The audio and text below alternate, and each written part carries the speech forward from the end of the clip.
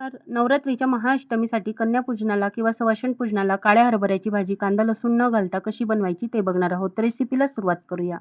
सर्वात आधी भाजीसाठी आपल्याला 1 वाटी हरभरे भिजवून घ्यायचे आहेत. तर त्यासाठी सर्वात आधी हरभरे पाण्याने स्वच्छ धुवून घ्यायचं आणि पाणी फेकून द्यायचं आहे. हरभरे भिजत घालताना पसरत भांड्यामध्ये घालायचे म्हणजे हरभरे छान भिजले जातात. भरपूर पाणी टाकून झाकण ठेवून रात्रभर हरभरे भिजवून घ्यायचे आहेत. दुसऱ्या दिवशी सकाळी तुम्ही इथे बघू शकता हरभरे अगदी व्यवस्थित भिजलेले आहेत. त्यानंतर भिजलेल्या हरभऱ्यांचं जे पाणी आहे ते फेकून द्यायचं आहे. इथे 1 ते 2 पाण्याने हरभरे स्वच्छ पुन्हा धुवून घ्यायचे म्हणजे हरभऱ्यांमध्ये वास राहत नाही. त्यानंतर आता भिजलेले हरभरे आपल्याला कुकरला शिजवून घ्यायचे आहेत. तर त्यासाठी कुकरमध्ये हरभरे घालायचे. छोटा तुकडा दालचिनीचा घालायचा आणि 1 ते 2 तेजपत्त्याची पानं घालायची. पाणी टाकायचं. तेजपत्त्याची पानं घातल्यामुळे हरभरे खाल्ल्यानंतर त्रास होत नाही. त्यानंतर अर्धा चमचा तेल घालायचं म्हणजे हरभरे मऊसूत शिजतात. झाकण लावून इथे आपल्याला कुकरच्या 4 ते 5 शिट्या घ्यायच्या आहेत. त्यानंतर आता हरभरे शिजत आहेत, तर आपण मसाला तयार करून घ्यायचा आहे. तर त्यासाठी 1 चमचा धणे जिरे पावडर, 1 चमचा लाल तिखट, पाव चमचा हळद आणि पाव चमचा गरम मसाला एकत्र मिसळून घ्यायचा आणि थोडंसं पाणी घालून आपल्याला दाटसर अशी प्युरी तयार करून घ्यायची आहे. तिखटाचं प्रमाण तुम्ही तुमच्या तिखटाच्या चवीनुसार कमी जास्त करू शकता. त्यानंतर इथे मसाला तयार झालेला आहे. हरभरेसुद्धा शिजून तयार झालेले आहेत. तुम्ही इथे बघू शकता या पद्धतीने मऊसूत असे हरभरे आपल्याला शिजवून घ्यायचे आहेत.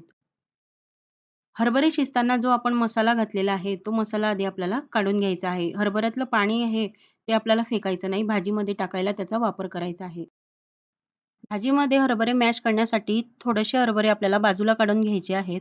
त्यानंतर आता भाजीला फोडणी देण्यासाठी कढईमध्ये तेल टाकायचं आहे. तेल व्यवस्थित तापल्यानंतर अर्धा चमचा जिरं टाकायचं आहे. तयार केलेला ओला मसाला तेलामध्ये टाकायचा आहे आणि 2 ते 3 मिनिट व्यवस्थित परतून घ्यायचा आहे.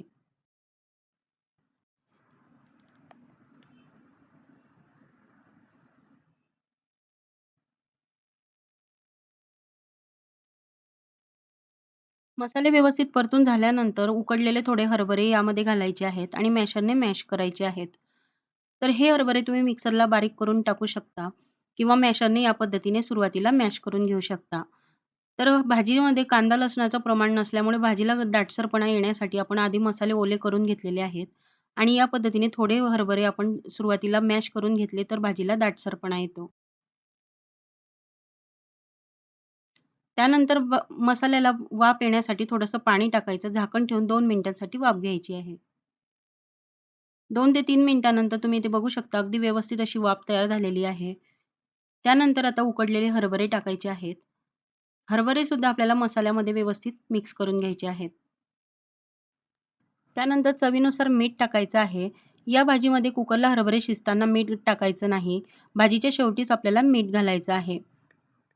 त्यानंतर हरभरे शिजताना जे राहिलेलं शिल्लक पाणी आहे ते भाजीमध्ये टाकून पाणी आटेपर्यंत भाजी शिजवून घ्यायची आहे. इथे 5 मिनिट आपण भाजी शिजवून घेतलेली आहे. पाणीसुद्धा सर्व आटलेलं आहे आणि मसाला हरभऱ्यांमध्ये एकत्र व्यवस्थित दाटसर असा झालेला आहे. सर्वात शेवटी आपल्याला 1 चमचा खिसलेला गूळ घालायचा आहे.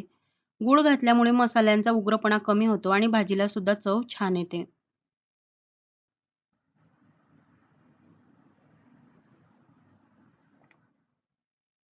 सर्वात शेवटी आपल्याला बारीक चिरलेली कोथिंबीर टाकायची आहे.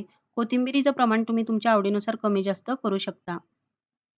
तर इथे आपली तयार झालेली आहे काळ्या हरभऱ्याची भाजी.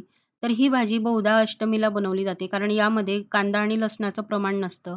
सवाशीण पूजन किंवा मग कन्यापूजनेला ही भाजी तयार केली जाते. तर एकदा नक्की करून बघा.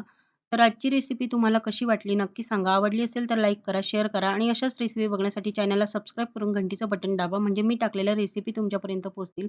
लवकरच भेटूया अशाच नवीन रेसिपीसोबत.